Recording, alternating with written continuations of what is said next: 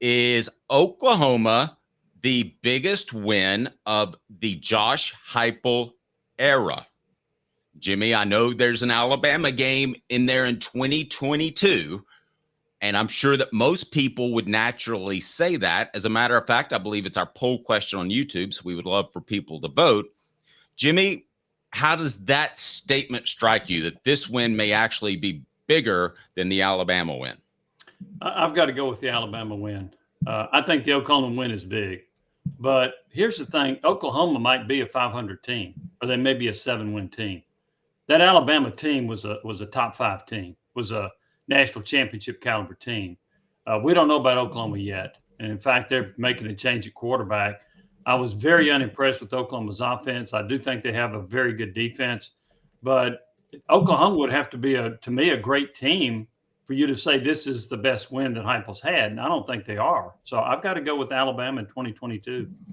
Okay, that's very fair. My argument would be that Josh Heupel did it a different way, that Josh Heupel showed another side of himself and also showed that he could recruit the past few years based off the talent I saw on the field. Tennessee, on the other hand, if not for some Alabama mistakes down the line, could have lost that game. So that would be my argument on the other side. That Alabama could have lost it if not for mistakes. Yes, right. Could have. No, Alabama could have won that game. I'm sorry. Yeah. Okay. All right. Yeah, I guess so. I mean, on the flip side, if Oklahoma converts a 2-point conversion late and then gets an onside kick, who knows what happens on that one? But to me, I'm waiting to see a little bit because I just don't think Oklahoma's that good. And I know how good Alabama was. Now, you're right. This was a different way for Josh Heupel to win a game. It's only the second time I know at Tennessee, and maybe in his career as a head coach, that he's won a game when he scored fewer than 30 points. But he relied on his defense. I think he got spooked by Nico having a couple of sack fumbles, one that was on Tennessee's own 5-yard line. I think that led him to be conservative. And I thought he went conservative too soon. I thought he went conservative in the second quarter. What he did in the fourth quarter to run the clock and so forth, I didn't have much of an issue. But I thought he pulled in the reins a little bit too early in that game, meaning in the second quarter, when I thought he probably should have tried to extend the lead. But regardless, the way he coached it, the trying to win the game. And here's the other thing, too. How many times in his career has he been able to rely on a defense to say, hey, I can shut this thing down. My defense is good enough to hold this lead. So I think that played into it as well. But I thought we saw in the second half, I thought we saw a very mature Josh Heupel in terms of calling plays and not trying to get too dangerous and giving up the lead. Okay, the poll question, what was Tennessee's bigger win? Alabama 2022 or Oklahoma last week? Caleb, we haven't asked you yet with the new fresh do, I see. We haven't asked you yet. What say you? Yeah, this one's actually really, really tough for me because while I agree with Jimmy that the Alabama win is bigger in terms of who was the better team, I mean, that was the game that legitimized that. It's a game that legitimized that Tennessee's not just another 9-win program under Josh Heupel, which is what you knew was their max of the ceiling under Butch Jones.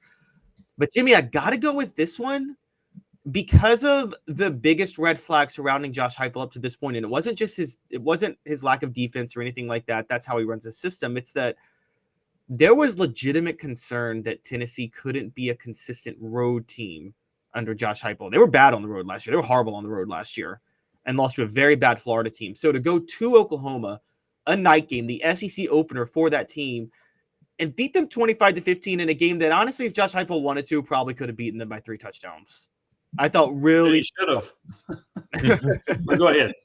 Yeah, I thought really spoke volumes to because it was that Alabama game. You're right. That was a back and forth, exciting shootout. That wow, Tennessee beats a great team. But the reason I say this one's more significant is because it was on the road and Tennessee controlled that game. They completely dictated that game from start to finish.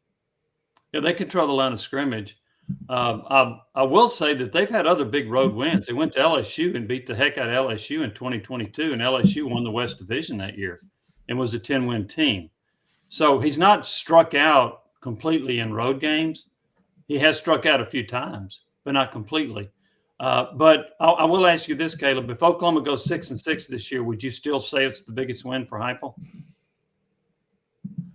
Well, I mean, I might, because I think a 6-6 for Oklahoma would be an 8-4, 9-3 on an average schedule, because they have the most brutal schedule I think I've ever seen.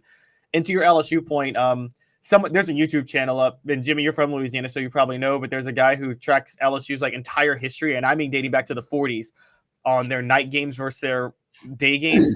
There is such a drop off between LSU at home at noon and LSU at home at 7 o'clock at night that I it's agree with that. Yeah, I covered that program for a number of years. That's true. I agree with that. But still, when it shows the final score, it doesn't say whether it's a night game or a noon game. So no, that's true. And you beat Jaden Daniels, who won the Heisman Trophy the next year. I thought that was a very impressive win, and they controlled that game too and won by a much wider margin against LSU. But I just don't think Oklahoma's that good, and that's one reason I'm putting the Alabama win ahead of it. And as the season goes on, this game could end up being more important. If Oklahoma ends up winning 8 or 9 games, then this becomes a more significant win for Tennessee. But see, this game, if Oklahoma ends up faltering and going 6-6, this is going to hurt Tennessee's strength of schedule and their argument for getting into the college football playoff potentially. No, I agree. And Jimmy, going back, I guess I'm arguing with myself now, but I look at Alabama 2022, and they may not have some of those players that control the line of scrimmage if they don't have that trademark sort of win. You have to factor that in too. It kind of put Tennessee on the map, so to speak, maybe a little bit prematurely, but it put them on the map. Well, I think it did. It also put a whole lot of fans in the hospital because there was a record number of torn meniscus from fans that jumped onto the field. I remember that because I'd actually torn my meniscus before that, and I went in to see my doctor, and he said, "Yeah, we just set a record for torn meniscus from the fans jumping onto the field." Oh, I thought you were joking. No, I'm serious. Now, our own Marlon McKinney at 65 years, or I don't want to age him, however old he is, jumped on the field as well. You hinted at something that people have brought up that we might disagree with, but I want to discuss it, and that is, did Josh Heupel take his foot off the gas too soon and play too conservative? Jimmy Hyams' appearance is brought to you by Varner Ford.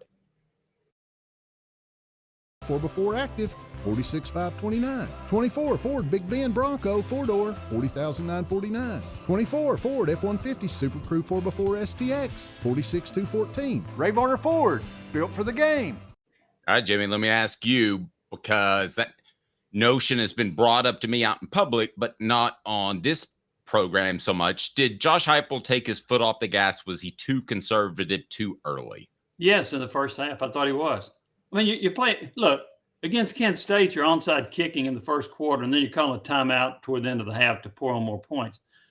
I think he did get a little bit scared with Nico with the sack fumbles, but it was after the the safety, when it was 12-3. That's when he went in a shell. And here's my evidence. The next 9 possessions for Tennessee, they ran the football on first down every time to start that possession and gain 15 yards. And I thought, man, throw a pass.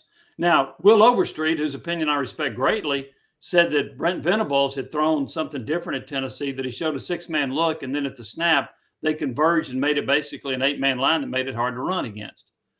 Well, then why didn't you throw the football if that's what they were doing? I thought he should have thrown one first down. He didn't have to throw a 50-yard pass and put Nico in danger of being sacked again, but throw something quick, a slant, a quick screen, a flanker screen. Do something, I thought, on first down, because I think we'd all agree if Tennessee clicks on a first down play, gets 7, 8, 12, 15 yards, and they get rolling, that's a hard possession to stop. But when they're gaining less than 2 yards of play on first down, then their offense is not as hard to stop. So I thought earlier in the second quarter, he went too conservative. When you got into the second half and you're up 22-3, I'm okay with milking the clock, but I just thought he went conservative too soon.